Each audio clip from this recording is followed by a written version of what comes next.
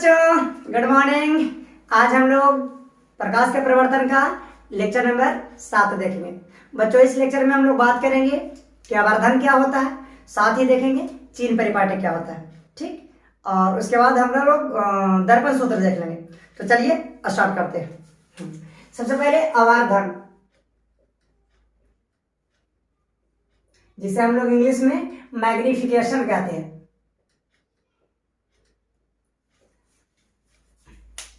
बच्चों, प्रतिबिंब की ऊंचाई और वस्तु की ऊंचाई के अनुपात को ही हम आवर्धन कहते हैं।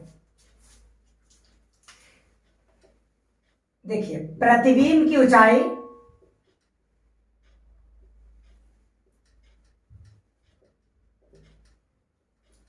और वस्तु की ऊंचाई के अनुपात को आवर्धन कहा जाता है।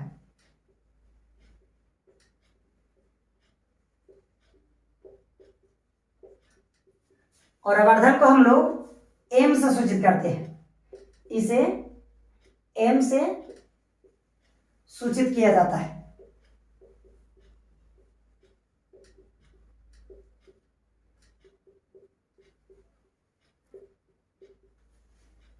देखिए, प्रतिबिंब की ऊंचाई और वस्तु की ऊंचाई के अनुपात को क्या कहते हैं? आवर्धन। और इसे हम एम से सूचित किया जाता है।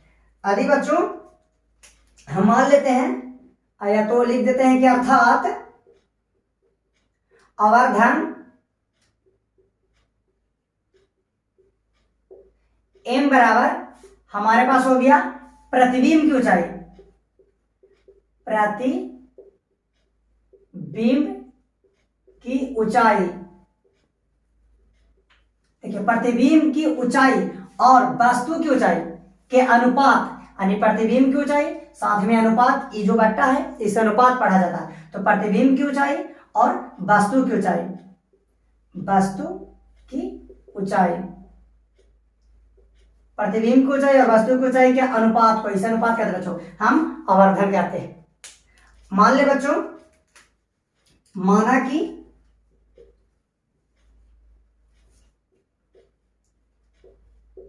प्रतिबिंब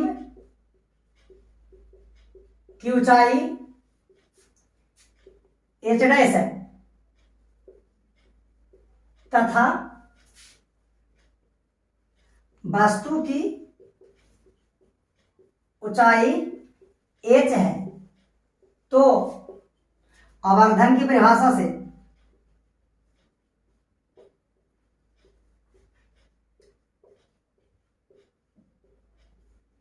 बच्चों हम लिख सकते हैं कि m बराबर, देखिए हमारे पास प्रतिबिंब की ऊंचाई यहां पर h डैश है तथा वस्तु की ऊंचाई h है। तो आवर्धन की परिभाषा क्या है कि प्रतिबिंब की ऊंचाई, तो प्रतिबिंब की ऊंचाई हमने माना है h डैश, बट्टा में वस्तु की ऊंचाई, तो वस्तु की ऊंचाई हमने माना है h, यानी हमारे पास आवर्धन का फॉर्मूला हो गया h डैश बट्टा h, जहां h डैश हमारा प्रतिबिंब की ऊंचाई हो गया और ये हमारा वस्तु की ऊंचाई।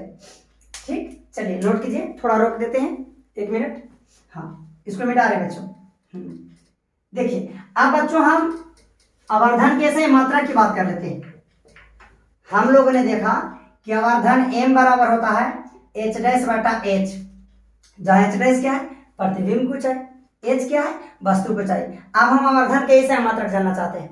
तो बच्चों, वस्तु की ऊंचाई, प्रतिबिंब की ऊंचाई को हम किस चीज में मापेंगे? उसका ऊंचाई का ऐसा मात्रक मीटर होता है। और वस्तु की ऊंचाई को हम लोग किस चीज में मापेंगे? अगर प्रतिबिंब की ऊंचाई को हम लोग मीटर में मापेंगे तो जाहिर सी बात है कि हम वस्तु की ऊंचाई को भी मीटर में ही मापेंगे। इस तरह प्रतिबिंब की ऊंचाई, प्रतिबिंब का मात्रक हो गया मीटर और वस्तु की ऊंचाई का मात्रक भी हो गया मीटर। मीटर से मीटर कैंसिल हो गया। इसका मतलब ये हुआ कि हमारे पास आवर्धन का कोई मात्रक नहीं होता है। चलिए, आवर्धन की परिभाषा हम सूत्र के माध्यम, चित्र के माध्यम से आप लोगों को समझाने का प्रयास करें बच्चों। देखिए, हमारे पास एक अवतल दर्पण है और ये अवतल दर्पण का ध्रुव है, ये अवतल दर्पण का फोकस, ये अवतल दर्पण का केंद्र और इधर अनंत है। बच्चों, हम वस्तु को C और अनंत के बीच में रख रहे हैं। तो डीप कर देते हैं इसे। हम वस्तु को सी और अनंत के बीच में रखते हैं, तो हम लोग जानते हैं कि जब वस्तु को सी और अनंत के बीच में रखा जाता है तो इसका प्रतिबिंब सी और एफ के बीच में बनता है। बना देते हैं। यहां से एक किरण लिए, दर्पण थोड़ा बड़ा कर देते हैं, मुखच के समांतर दर्पण से टकराया, फोकस से गया। दूसरा बच्चा केंद्र से लिए तो केंद्र से जाएगा तो दर्पण से टकरा के और दर्पण को बढ़ा दिए तो गया केंद्र से और केंद्र पर ही वापस चला आया। इस तरह से हम देखते हैं कि यहाँ प्रतिबिंब बन रहा है। तो प्रतिबिंब देख लीजिए, मिला दीजिए अक्ष से, ये हमारा प्रतिबिंब है। तो मान लेते हैं वस्तु की ऊंचाई बच्चों यहाँ ए बी है और यहाँ ये जो प्रतिबिंब बना उसका ऊंचाई अक्ष से ए है। ये हो गया ए डैश और ये हो गया बी डैश। तो इस तरह से हम फिगर के हिसाब से कह सकते हैं कि प्रतिबिंब की ऊंचाई एच डैश बटा वस्तु की ऊंचाई एच। तो यहाँ वस्तु की ऊंचाई हमारा क्या है, ए बी, और प्रतिबिंब की ऊंचाई क्या है, वस्तु हमने ए बी रखा बच्चों, तो इसका प्रतिबिंब यहाँ पर देख लीजिए आपको कौन सा बन रहा है, ए डैश बी डैश। तो ए डैश बी डैश। तो बच्चों ये जो वस्तु की ऊंचाई आप देख रहे हो, इसका और इसका जो प्रतिबिंब बना, इसके रेशियो को ही हम आवर्धन कहते हैं। बच्चों हम लोगों के पास आवर्धन का एक और सूत्र होता है, देख लीजिए। आवर्धन का एक और फॉर्मूला होता है, एम बराबर, एक तो होता है एच डैश बटा एच और दूसरा होता है माइनस भी बटा यू। जहां माइनस भी क्या है, पहले भी क्या है, भी लिखते हैं। ये हमारा प्रतिबिंब की दूरी है बच्चा, और हमारा यू क्या है, वस्तु की दूरी। ठीक, हमारा भी प्रतिबिंब की दूरी हुआ और यू हो गया वस्तु की दूरी। माइनस, माइनस क्या बताता है, माइनस मात्र इतना बताता है बच्चा कि हमारा प्रतिबिंब वास्तविक है या वास्तविक है या सीधा। तो आपको माइनस बताता है कि प्रतिबिंब वास्तविक है। साथ में जो वास्तविक होगा वो तो हर हालत में उल्टा ही होगा। तो आपसे अगर कोई पूछ दे कि आवर्धन के सूत्र में माइनस भी बटा यू होता है, तो ये माइनस का साइन क्या बताता है, तो माइनस का साइन हमें केवल मात्र यही बताता है कि प्रतिबिंब हमारा वास्तविक बनेगा और उल्टा बनेगा। ठीक, चलिए चलिए अब हम लोग बच्चों बात कर लेते हैं चीन परिपाटी का। चीन परिपाटी, चीन परिपाटी, इसको डार्क कर देते हैं थोड़ा। चीन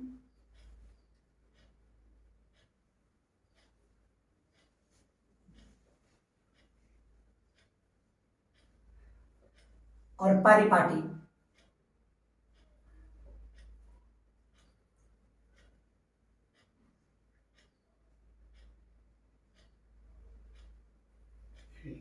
चलिए अब अच्छा से दिख रहा होगा ना। चीन परिपाटी बच्चों, गोलीय दर्पण के सामने किसी भी वस्तु को जब रखा जाता है तो वस्तु के प्रतिबिंब की स्थिति और प्रकृति केवल इस बात पर निर्भर नहीं करता है कि वस्तु को कहाँ रखा गया है, साथ में इस बात पर भी निर्भर करता है कि हमारा दर्पण अवतल है या उत्तल है। प्रतिबिंब कभी वास्तविक बनता है तो कभी आभासी बनता है। कभी प्रतिबिंब दर्पण के ऊपर बनता है तो कभी प्रतिबिंब दर्पण के नीचे बनता है। कभी प्रतिबिंब दर्पण के आगे बनता है तो कभी प्रतिबिंब दर्पण के पीछे बनता है। तो बच्चों प्रतिबिंब की हम स्थान क्या देख रहे हैं कि अलग अलग जगह पर बनता है। तो प्रतिबिंब की स्थान को निर्धारित करने के लिए एक परिपाटी का हम लोग प्रयोग करते हैं और उसी परिपाटी को हम चीन परिपाटी कहते हैं। ठीक, चलिए आइए हम इन बातों को लिख देते हैं। किसी गोलीय दर्पण के सामने रखी गई वस्तु के प्रतिबिंब के स्थान और प्रकृति केवल इस बात पर निर्भर नहीं करती है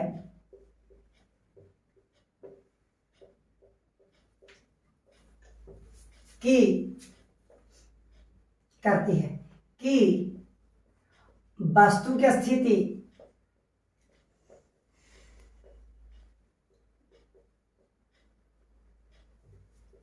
कहाँ है, साथ ही इस बात पर निर्भर करती है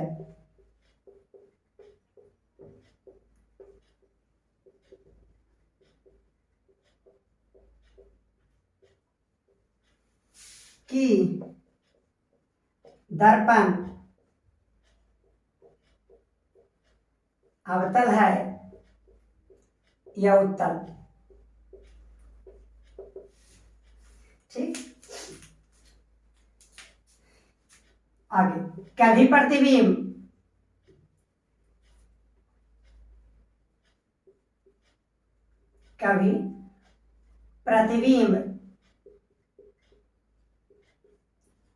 वास्तविक बनता है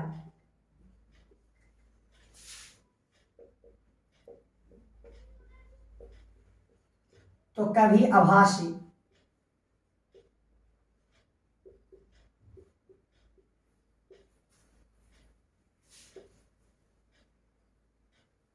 कभी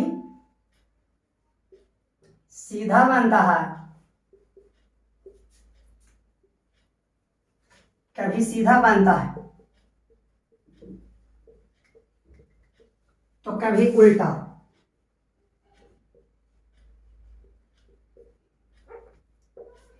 कभी दर्पण कभी अक्ष के ऊपर बनता है तो कभी अक्ष के नीचे।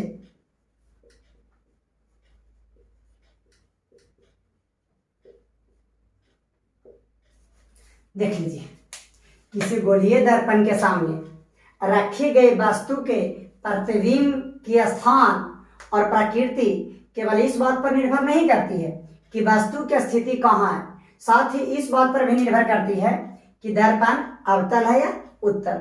हम देखते हैं बच्चों कि कभी प्रतिबिंब वास्तविक बनता है तो कभी आभासी बनता है, कभी सीधा बनता है तो कभी उल्टा बनता है, कभी अक्ष के ऊपर बनता है तो कभी अक्ष के नीचे बनता है। अतः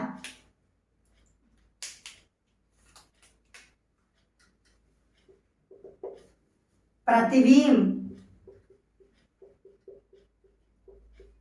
की स्थान निर्धारण के लिए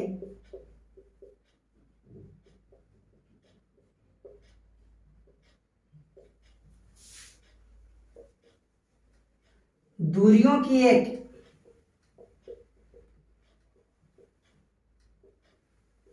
परिपाटी दिया गया है।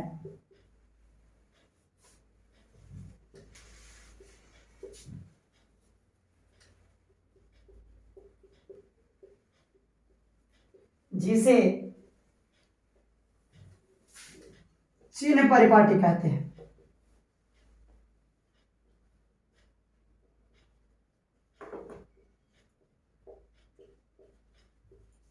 ठीक, चलिए बच्चों इसे नोट कीजिए, पढ़िए और समझिए। देखिए मेरा कहने का मतलब है ना कि देखिए ये कोई अवतल दर्पण है और ये अवतल दर्पण का बच्चा ध्रुव है, ये अवतल दर्पण का केंद्र है, फोकस है, और ये अवतल दर्पण का केंद्र है और ये अनंत है, फोकस केंद्र अनंत, और यहां पर बच्चों ध्रुव है। तो हम क्या देखते हैं कि जब वस्तु को ध्रुव और फोकस के बीच में रखा जाता है, हम बच्चों इसे रेड पेन से रख देते हैं, ध्रुव और फोकस के बीच में रखा जाता है जैसा कि रख रहे हैं, तो इस वस्तु का प्रतिबिंब दर्पण के पीछे बन जाता है और बड़ा बन जाता है, आभासी बन जाता है। ठीक, उसी तरह से जब वस्तु को C और F के बीच में यानी फोकस और केंद्र के बीच में रखते हैं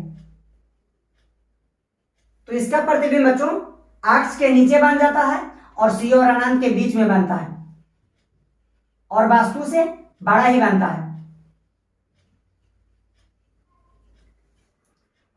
जबकि ऐसा देखा गया है कि जब हम वस्तु को सी और अनंत के बीच में रखते हैं तो इसका प्रतिबिंब सी और एफ के बीच में बनता है, अब वस्तु से छोटा बनता है। तो हम क्या देख रहे हैं कि वस्तु का प्रतिबिंब कभी सीधा बना, बड़ा बना, अक्ष के ऊपर बना। हम देख रहे हैं वस्तु का प्रतिबिंब कभी बड़ा बना, दर्पण के अक्ष के नीचे बना, उल्टा बना। नीचे बनता है जो हमेशा उल्टा बनता है और ऊपर बनता है जो हमेशा सीधा बनता है। इसी तरह से वस्तु का प्रतिबिंब अक्ष के नीचे बना, उल्टा बना, लेकिन वस्तु से छोटा बना। इसका मतलब पोजीशन पे डिपेंड कर रहा है कि वस्तु का पोजीशन कहाँ है, स्थिति कहाँ है। देखिए वस्तु की स्थिति जब पी और एफ के बीच में था, पीछे सी और एफ के बीच में था, सी और अनंत के बीच में, सी और अनंत के बीच वस्तु की स्थिति था तो सी और एफ के बीच में। साथ में इस बात पर भी निर्भर करता है बच्चों कि हमारा दर्पण कैसा है, अवतल दर्पण है या उत्तल दर्पण है। जैसे इसको मिटा रहे हैं, उत्तल दर्पण के लिए समझा रहे हैं। ठीक, मिटा दे, यस, नोट कर लीजिए।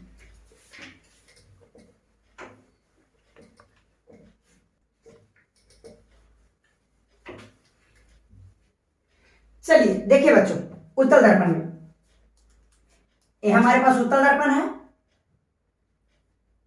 ये उत्तल दर्पण का ध्रुव हुआ और ये उत्तल दर्पण का फोकस और उत्तल दर्पण का केंद्र। बच्चों हम बता रहे हैं कि उत्तल दर्पण में कैसे वस्तु पर निर्भर करता है। देखिए उत्तल दर्पण में जब वस्तु को यहाँ रखते हैं तो इसका प्रतिबिंब निकला इस तरह से और बच्चों यह फोकस से गया और उसके बाद वो केंद्र से गया और इस तरह से। तो इस तरह से बनना बच्चों कि किसके बीच में, पी और एफ के बीच में बना। अब देखिए अक्ष के ऊपर बना, वस्तु बड़ा है, उसका प्रतिबिंब छोटा बना, दर्पण के पीछे बना। जबकि अब अवतल दर्पण में देख रहे हैं कि वस्तु का प्रतिबिंब दर्पण के पीछे भी बनता है, ऊपर भी बनता है, अक्ष के नीचे भी बनता है, बड़ा भी बनता है, छोटा बनता है। जबकि उत्तल दर्पण में ना यहाँ तो छोटा बना, अनंत पर रख दोगे ना तो और छोटा बनेगा, और छोटा बनेगा। ठीक, तो हम क्या देख रहे हैं कि उत्तल दर्पण में वस्तु का हमेशा आभासीय प्रतिबिंब बनता है। तो किस बात पर निर्भर कर रहा है, वस्तु के पोजीशन पर। पहले पोजीशन ए पर था या पोजीशन बी पर आ गए। इसी तरह से पोजीशन देखिए ए पर था, बी पर था, सी पर था। हालांकि बच्चों इन सभी का डिस्कस हम एक लेक्चर में कर चुके हैं, लेक्चर नंबर 6 में, आप उसे अवश्य देखें। ठीक, तो हम क्या देख रहे हैं कि वस्तु की स्थिति पर तो हमारा प्रतिबिंब की स्थिति निर्भर कर ही रही है, साथ में इस बात पर भी निर्भर कर रही है कि प्रतिबिंब हमारा दर्पण अवतल है या उत्तल। इस तरह से बच्चों प्रतिबिंब को स्थान निर्धारित करने के लिए कि वस्तु कहाँ रखेंगे तो उसका प्रतिबिंब कहाँ बनेगा।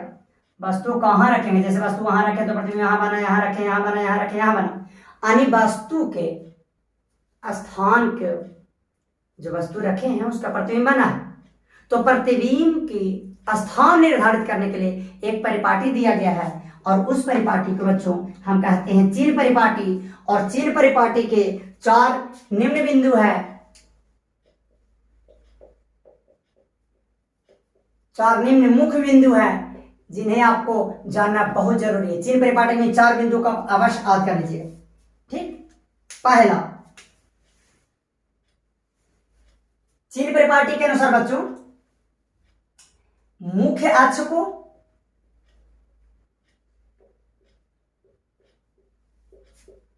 x डैश यानी x अक्ष माना जाता है।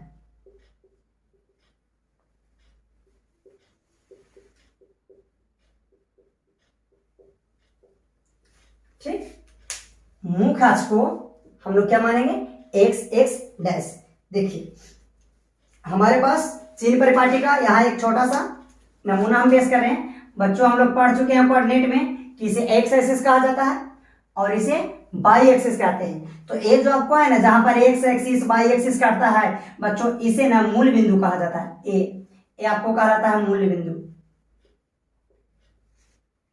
और ये जो रेखा है क्षैतिज रेखा, इसे एक्स इधर एक्स डैश कहा जाता है। तो ये जो एक्स डैश है ना यही हमारा एक्स अक्ष है। तो हम लोग एक्स अक्ष को क्या मान लेंगे, मुख्य अक्ष। मतलब हमारे पास एक गोलीय दर्पण है, मतलब अवतल दर्पण है। ठीक है बच्चों। ध्रुव हो गया, फोकस हो गया, केंद्र हो गया, अनंत हो गया। ठीक, तो मुख अक्ष को कौन सा अक्ष मानेंगे? एक्स अक्ष। यानी ये जो एक्स अक्ष है ना बच्चों, देखिए x x dash x x dash यानी ए वाला, इसी को हम लोग मान लेंगे मुख अक्ष। यानी हम लोगों का ये जो एक्स, ये आपको एक्स है और ये एक्स डैश हो गया, यानी एक्स एक्स डैश से हमारा क्या कहला गया? मुख अक्ष कहला गया। ठीक, तो चिन्ह परिपाटी का पहला बिंदु हो गया कि हम लोग मुख अक्ष को एक्स अक्ष कहेंगे या एक्स अक्ष को मुख अक्ष कहेंगे। दूसरा बिंदु,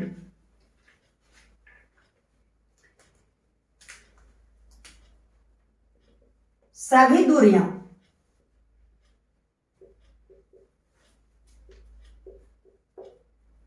मूल बिंदु से मापेंगे।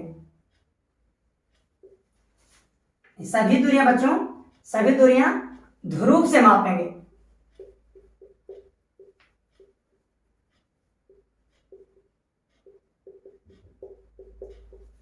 वस्तु की दूरी मापना हो या प्रतिबिंब की दूरी मापना हो, आपको ध्रुव से मापेंगे। और बच्चों ध्रुव को ही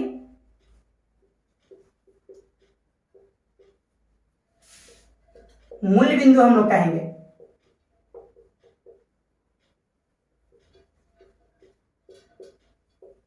सभी के सभी दूरी हम लोग कहां से मापेंगे? ध्रुव से मापेंगे। और ध्रुव को हम लोग कौन बिंदु कह रहे हैं? मूल बिंदु। मतलब ये जो हमारा मूल बिंदु है ना, यही बिंदु दर्पण का ध्रुव हो जाएगा। अब दर्पण के लिए इसे देख लीजिए, हमारे पास है दर्पण,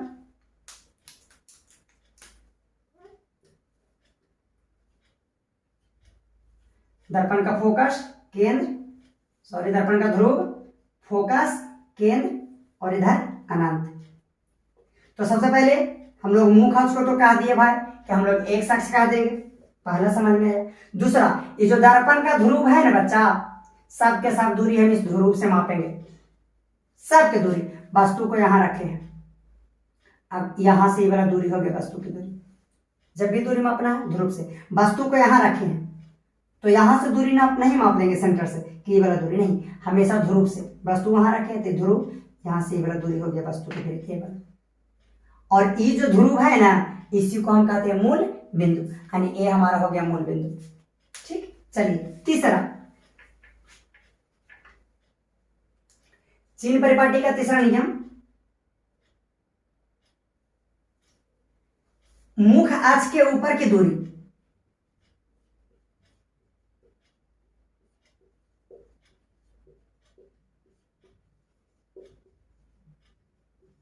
मुख अक्ष के ऊपर की दूरी, इसे मिटा देते हैं कुछ देर के लिए, जब इसकी जरूरत होगा इसका फिगर बना देंगे। ठीक, चलिए, तो मुख अक्ष के ऊपर की दूरी धनात्मक लिया जाता है,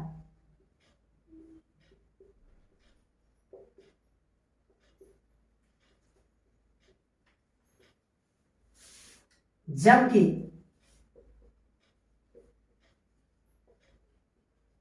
मुख अक्ष की नीचे की दूरी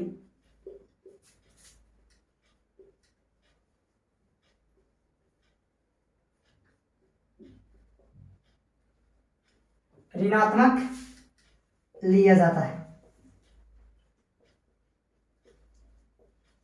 ठीक, देखिए मुख अक्ष के ऊपर की दूरी हम लोग प्लस लेंगे यानी धनात्मक, और मुख अक्ष के नीचे की दूरी ऋणात्मक लेंगे। तो हमारे पास ये दर्पण हो गया, दर्पण का ध्रुव, फोकस, केंद्र।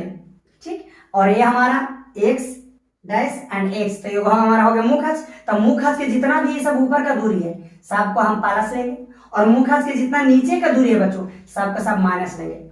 ऊपर वाला हो गया हमारा प्लस मतलब धनात्मक, और नीचे हो गया ऋणात्मक, माइनस का मीनिंग। तो मुख अक्ष के ऊपर की दूरी जहां भी नापेंगे सब प्लस, और मुख अक्ष के नीचे की दूरी सबके सब ऋणात्मक हो। चलिए चौथा पॉइंट, आप इसे नोट कर लीजिए। चौथा पॉइंट देख लीजिए,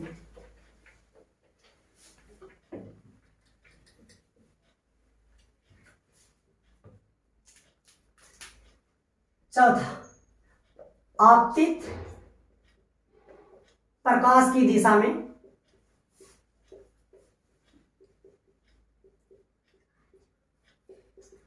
मापी गई सभी दूरियां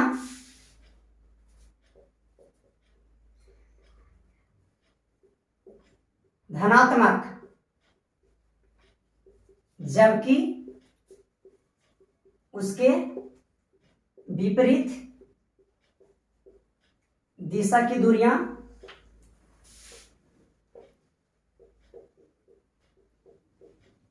ऋणात्मक होती है। देखिए फर्क है, आपतित प्रकाश की दिशा में मापी गई सभी दूरियां धनात्मक जबकि उसके विपरीत दिशा में मापी गई सभी दूरियां ऋणात्मक। मतलब मान लेते हैं कि हमारे पास एक कोई दर्पण है, ये दर्पण का ध्रुव हो गया, फोकस हो गया, केंद्र हो गया, अनंत हो गया। अब क्या करें बच्चों, आपतित प्रकाश की दिशा में, मतलब जिस दिशा में प्रकाश की किरण आता है, मान लीजिए कि इधर से प्रकाश की किरण आ रहा है, तो देखिए इस दिशा में प्रकाश की किरण जा रही है, इस दिशा, तो जिस दिशा में जा रही है उस सब के साथ दूरी पारस होगा, सब के साथ। उसके विपरीत जिधर से प्रकाश की किरण आ रही है, प्रकाश की किरण इधर से आ रहा है, तो इस सब के साथ दूरी इधर वाला हम लोग बच्चों ऋणात्मक लेंगे। बात समझ में आ रहा है? जिस दिशा में प्रकाश की किरण जाती है, आपतित प्रकाश की दिशा में मापी गई सभी दूरियां, मतलब जिस दिशा में प्रकाश की किरण आ रही है, तो प्रकाश की किरण देखिए उस दिशा में जा रही है, तो इधर के सब दूरी प्लस, और उसके विपरीत दिशा में, मतलब जिधर से प्रकाश आ रहा है, इधर से आ रहा है, तो सबके सब दूरी इधर माइनस माइनस माइनस माइनस ले लेंगे। क्लियर? इधर सबके सब प्लस हो जाएगा, प्रकाश की किरण आ रही है, इधर से आ रही है, सबके सब माइनस हो जाएगा। क्लियर? अब चारों पॉइंट के बच्चों एक शॉर्ट में बताते हैं, ठीक है? आपको चीन परिपाटी की परिभाषा उतना लंबा लिखाए हैं, वो याद ना भी रहे तो कोई बात नहीं बच्चों, आपको ये 4 बिंदु अवश्य याद रखना है। देख लीजिए चीन परिपाटी, ये हमारे पास देख लीजिए, ये हमारा एक्स डैश है, और ये बच्चों इसको एक्स अक्ष कहते हैं, इसको वाई अक्ष कहते हैं, और जहां एक्स अक्ष वाई अक्ष करता है ना, इसे हम लोग कहते हैं मूल बिंदु। और बच्चों बता दें कि इधर एक्स और इधर पॉजिटिव होता है, एक्स डैश निगेटिव होता है, इसी तरह से इसे हम वाई एक्सिस कहते हैं, ऊपर वाई होता है, नीचे वाई डैश यानी निगेटिव होता है, तो ऊपर वाई मतलब प्लस और वाई डैश मतलब माइनस। ठीक, अब हम दर्पण के लिए इसको चिन्ह परिपाटी बनाकर दिखाते हैं। जैसे हमारे पास मान लीजिए एक अवतल दर्पण है, अवतल दर्पण का ये ध्रुव, फोकस, केंद्र, अनंत, ध्रुव, फोकस, केंद्र, अनंत। ठीक, तो बच्चों इस चिन्ह परिपाटी को, एक मिनट, इसको नहीं बनाते हैं पहले, देख लीजिए एक मिनट, बहुत मजा आएगा बच्चों। देखिए हाँ, ये हमारे पास अवतल दर्पण है, ये ध्रुव हो गया, फोकस हो गया, बच्चा केंद्र हो गया और अनंत हो गया। ध्रुव, फोकस, केंद्र, अनंत। ठीक, अब देखिएगा ध्यान से, ये हमारा कोऑर्डिनेट में पढ़ चुके हैं कि सर हम लोग इसे एक्स अक्ष कहते हैं और इसे वाई अक्ष कहते हैं। जहां एक्स अक्ष वाई अक्ष करते हैं उसे मूल बिंदु कहते हैं। मूल बिंदु से इधर प्लस, इधर माइनस, जहां माइनस है वहां डैश का प्रयोग किया गया, ऊपर वाई प्लस, नीचे माइनस, इसलिए डैश का प्रयोग किया। अब बच्चों इसको ना ऐसे करके मोटा के यहां पे ला के रख रहे हैं। ये जो मूल बिंदु है अक्ष का, एक्स अक्ष एंड वाई अक्ष का जो मूल बिंदु है, उस मूल बिंदु को उठाकर हम दर्पण के ध्रुव पर ला के रख रहे हैं। देखिए एक मिनट, ये हमारा ब्लू वाला देख रहे हैं, ब्लू वाला मार्कर हमारा एक्स अक्ष हो गया, रेड वाला मार्कर देख रहे हैं, ये हमारा वाई अक्ष हो गया, और जहां पर एक दूसरे को काटा हुआ देखिए मूल बिंदु, देख रहे हैं बच्चों, ब्लू वाला मार्कर एक्स अक्ष, वाई अक्ष, ये जहां पे हमारा इसका खोपी है, जहां से हम इसको खोलते हैं, ये प्लस, उसके विपरीत माइनस, इसी तरह से जहां से लाल वाला खुलता है प्लस, उसके विपरीत माइनस। बच्चों इसके मूल बिंदु को हम उठा रहे हैं, देखिए मेरा हैंड देखिएगा मूल बिंदु पर है, ये जो मूल बिंदु है ना, मूल बिंदु से ही इसे उठा रहे हैं। यस, यहां पर बच्चा मूल बिंदु है। ठीक, और इसका मूल बिंदु को हम जाके ध्रुव पर रख रहे हैं दर्पण के, देखिए यस, दर्पण के ध्रुव पर रखें। जैसे ही दर्पण के ध्रुव पर रखेंगे बच्चों, तो हमारे पास कुछ ऐसा फिगर बन जाएगा। देख लीजिए, ये हमारा लाल वाला वाई अक्ष था, ये ऊपर की तरफ ऐसा आ गया, और ये देखिए ब्लू वाला मार्कर हमारा एक्स अक्ष था, मतलब ऐसा फिगर बन गया ऐसा। ठीक, चलिए ये हमारा मूल बिंदु। कहने का मतलब बच्चों कि हमारा जो ध्रुव पहले से था वो कौन बिंदु बन गया, मूल बिंदु। और ए वाला देखिए, ए वाला मार्कर हमारा ब्लू वाला था, तो ये हो गया एक्स इधर प्लस और ये हो गया एक्स डैश। इसी तरह से बच्चों हमारा देखिए लाल वाला मार्कर, ये हमारा वाई हो गया और ये हमारा वाई डैश। यस, तो चिन्ह परिपाटी के अनुसार बच्चों हम लोग दर्पण का जो ध्रुव है ना उसे मूल बिंदु कहेंगे, दर्पण के ध्रुव को मूल बिंदु कहेंगे, पहला। दूसरा, मुख अक्ष जो है, ये जो मुख अक्ष देख रहे हैं ना, इस मुख अक्ष को बच्चों हम एक्स एक्स डैश यानी एक्स अक्ष कहेंगे। यस, पहला ध्रुव को मूल बिंदु, दूसरा एक्स अक्ष को, मुख अक्ष को एक्स एक्स डैश अक्ष कहेंगे। तीसरा, सब के सब बच्चों जो दूरी है अब हम ध्रुव से मापेंगे। ध्रुव मतलब किसको, ध्रुव को तो मूल बिंदु कह रहे हैं, यानी सब दूरियां अब ध्रुव से मापी जाएगी, यानी मूल बिंदु से मापी जाएगी। नेक्स्ट बच्चों, मूल बिंदु यानी अक्ष के ऊपर के कोई भी दूरी मापेंगे। अक्ष के ऊपर देखिए सब अक्ष है, अक्ष के ऊपर की दूरी सब के सब पॉजिटिव होगा, सब दूरी अक्ष के ऊपर की दूरी सब पॉजिटिव। अब बच्चों अक्ष के नीचे सभी दूरियां, मुख्य अक्ष के नीचे निगेटिव निगेटिव निगेटिव निगेटिव। इसी तरह से जिस दिशा से प्रकाश की किरण आती है, प्रकाश की किरण इस दिशा से आ रही है, तो जिस दिशा से आ रही है यानी जिसमें जा रहे हैं उधर सब के सब पॉजिटिव, जबकि जिस दिशा से आ रही है उधर बच्चों सब के सब दूरी निगेटिव। ठीक, चलिए इस तरह से बच्चों यदि हम अवतल दर्पण और उत्तल दर्पण की फोकस दूरी और त्रिज्या जानना चाहें कि किस दर्पण की अवतल दूरी और फोकस दूरी और अवतल त्रिज्या धनात्मक होता है, किस दर्पण की फोकस दूरी और अवतल त्रिज्या ऋणात्मक, देखिए सबसे पहले अवतल दर्पण के लिए देख लीजिए। अवतल दर्पण, तो अवतल दर्पण के लिए बच्चों फोकस ऋणात्मक होता है।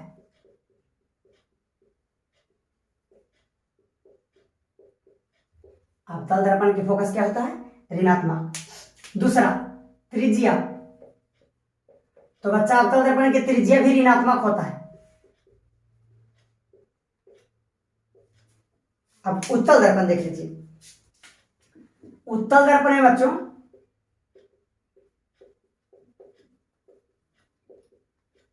पहला फोकस, तो बच्चा उत्तल दर्पण के फोकस धनात्मक होता है। दूसरा त्रिज्या, तो उत्तल दर्पण की त्रिज्या भी बच्चा धनात्मक होता है। अब कैसे, कैसे देख लीजिए, कैसे मजा आ जाएगा बच्चे। हमारे पास अवतल दर्पण है, तो ये अवतल दर्पण का बच्चा ध्रुव, फोकस, केंद्र, अनंत, और ये हमारा अक्ष। अब हमारे पास चिन्ह परिपाटी देख लीजिए, ये हमारे पास चिन्ह परिपाटी है। कौन सा पेन से प्रयोग करें, कौन सा, लाल सा, लाल का पेन कर देते हैं। देखिए हमारे पास चिन्ह परिपाटी है, यस यस, चिन्ह परिपाटी हो गया।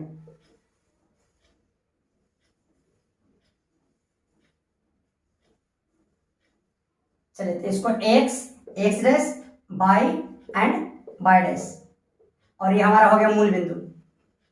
ठीक बच्चा, अब इस चिन्ह परिपाटी का जो ऐसे करके उठा के बच्चों इसका जो मूल बिंदु है, मूल बिंदु याद रखिएगा कि एक्स इधर पॉजिटिव है, इधर एक्स नेगेटिव है।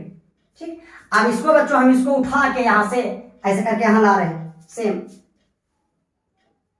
इसके पहले हम किससे बता रहे थे, यस इन दोनों को, ब्लू एंड रेड।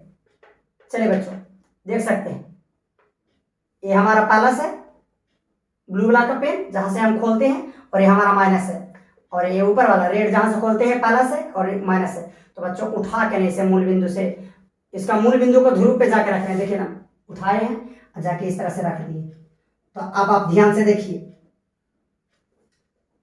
ये हमारा आ गया, इधर बच्चा प्लस और इधर माइनस हमारा हो गया ये सब। इसी तरह से बच्चा ए हमारा ऊपर वाला ऐसे आकर रख दिए, तो ऊपर हो गया प्लस और नीचे हो गया माइनस। अब देखिए बच्चों, हम लोग इसे दर्पण का ध्रुव कहते हैं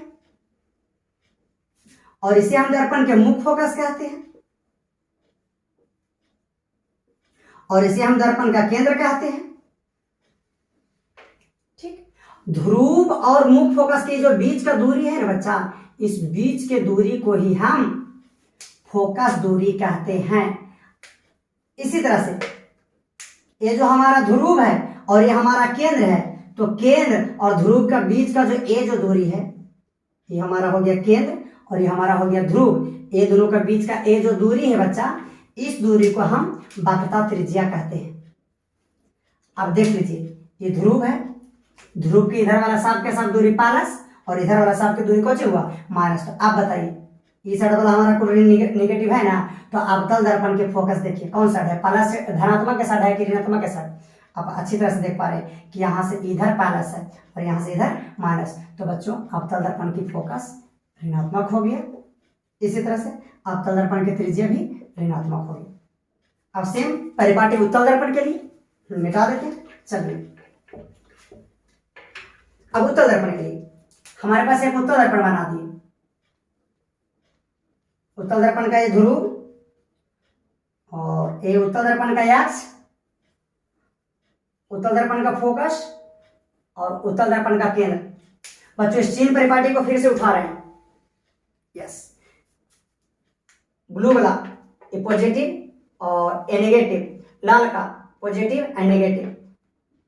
जहां पे इसका मूल बिंदु है उसको उठा के बच्चों इसके ध्रुव पे जाकर रख देते हैं या ध्रुव पे रख दिए। जैसे ही ध्रुव पे रख दिए आप देख सकते हैं कि हमारा पॉजिटिव इस टाइम किधर आ गया, पॉजिटिव इस टाइम में भी इधर ही है और नेगेटिव हमारा इधर हो गया। ऊपर बच्चा ये वाला हमारा हो गया पॉजिटिव और नीचे वाला हमारा हो गया नेगेटिव। अब देख लीजिए, अब बच्चा ध्रुव और मुख्य फोकस के बीच की दूरी को, ये हमारा ध्रुव और मुख्य फोकस के बीच की दूरी को हम फोकस दूरी कहते हैं। इसी तरह से ध्रुव और केंद्र के बीच की दूरी, ये हमारा ध्रुव हो गया और ये हमारा केंद्र है। इसका बीच का जो दूरी है ना बच्चा, इस दूरी को हम कहते हैं वक्रता त्रिज्या। आप इस टाइम देख लीजिए फोकस दूरी वक्रता त्रिज्या को, ये हो गया हमारा ध्रुव, ध्रुव के दोनों ई साइड है। अब इस साइड में देखिए, इस साइड तो हमारा यहाँ से लेके इधर देख सकते हैं आपके माइनस है और इस साइड बच्चों यहाँ से इस पर तो प्लस है। इसका मतलब उत्तल दर्पण के फोकस भी इस साइड है अक्ष के, तो इस साइड है क्योंकि यह मूल बिंदु है, तो मूल बिंदु की इस साइड है। देखिए मूल बिंदु के इस साइड, तो इस साइड प्लस यानी फोकस दूरी उत्तल दर्पण के हो गया प्लस। साथ ही अब वक्रता त्रिज्या देख लीजिए, वो भी यही साइड है मूल बिंदु का, तो वक्रता त्रिज्या भी हो गया प्लस। ठीक, चलिए अब हम लोग बच्चों दर्पण सूत्र देख लेते हैं। ठीक, तो हम लोगों ने देखा कि अवतल दर्पण की फोकस ऋणात्मक होता है और उत्तल दर्पण की फोकस धनात्मक, अवतल दर्पण की त्रिज्या ऋणात्मक और उत्तल दर्पण की त्रिज्या धनात्मक। कैसे? चिन्ह परिपाटी का प्रयोग करके। बच्चों अब हम दर्पण सूत्र की बात कर लेते हैं। दर्पण सूत्र,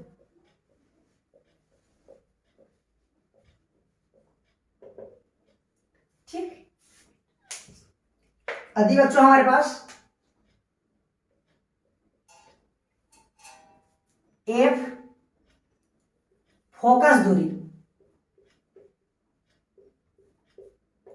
यदि एफ दर्पण का फोकस दूरी, यू वस्तु की दूरी और भी प्रतिबिंब की दूरी हुआ,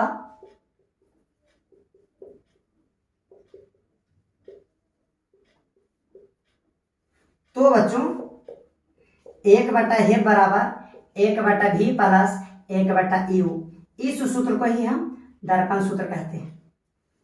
ठीक, F फोकस दूरी, V प्रतिबिंब की दूरी, U वस्तु की दूरी। ये दोनों दर्पण के लिए है, उत्तल दर्पण के लिए, अवतल दर्पण के लिए। ठीक, F V U क्या है, इसका फिगर के माध्यम से देख लीजिए। हमारे पास बच्चा ये दर्पण है और ये दर्पण का अक्ष है, दर्पण का ध्रुव, दर्पण का फोकस, दर्पण का केंद्र और दर्पण का अनंत। ये हो गया ध्रुव, फोकस, केंद्र, अनंत। बच्चों मान लेते हैं वस्तु को हम सी और अनंत के बीच में रख रहे हैं। या देखिए हमने एक वस्तु रखा किसके किसके बीच में, सी और अनंत के बीच में, वस्तु का नाम लिख दिया हम ए बी। तो ध्रुव से अभी बताए चिन्ह परिपाटी की सभी के सभी दूरी कहां से मापेंगे, मतलब ध्रुव से केंद्र से मापेंगे, मूल बिंदु से मापेंगे। तो दर्पण के ध्रुव से सभी दूरियां नापना है। तो ध्रुव से इसका जो दूरी हुई, जो ध्रुव है, इससे ई जो दूरी हुआ ना बच्चों, जहां वस्तु को रखा गया है, यानी यहां से जो ध्रुव का दूरी हो गया, इस दूरी को हम कहते हैं बच्चों यू, वस्तु की दूरी। सभी की सभी दूरियां केंद्र से मापी जाती है, मूल बिंदु से मापी जाती है, सॉरी केंद्र से नहीं बच्चों, ध्रुव से मापी जाती है, सॉरी, सभी के सभी दूरियां कहां से मापते हैं, ध्रुव से। अब बच्चों जब हमें पता है कि वस्तु को सी और अनंत के बीच में रखते हैं, तो इसका प्रतिबिंब कहां बनता है, सी और एफ के बीच में। तो हमारा प्रतिबिंब देखिए यहां बना, ऐसे छोटा बनता है, इस गुस्ताखी के लिए क्षमा चाहेंगे, ये देखिए छोटा बना है। तो बच्चों जहां प्रतिबिंब बना है ना, उसकी दूरी कहां से मापना है, सर हमें दूरी ध्रुव से मापना है। तो ध्रुव से प्रतिबिंब की दूरी को, ये ध्रुव है देख लीजिए, ध्रुव से प्रतिबिंब की दूरी को, ये जो दूरी है उसे हम प्रतिबिंब की दूरी कहते हैं, यस। और ध्रुव से मुख फोकस, ये देखिए ध्रुव और ये मुख फोकस, इसके बीच की दूरी को, ये जो दूरी है बच्चा, इसी को फोकस दूरी कहते हैं। तो वस्तु की दूरी यहां से लेकर यहां तक, प्रतिबिंब की दूरी यहां से लेकर यहां तक, और फोकस दूरी में यही संबंध होता है कि 1/f बराबर 1/v प्लस 1/u, जहां ए फोकस दूरी, भी प्रतिबिंब की दूरी और यू वस्तु की दूरी है। बच्चों इसी सूत्र को हम दर्पण सूत्र कहते हैं। और दर्पण सूत्र लिखते समय हमेशा इस बात का ख्याल रखिएगा कि चिन्ह परिपाटी का प्रयोग करना है।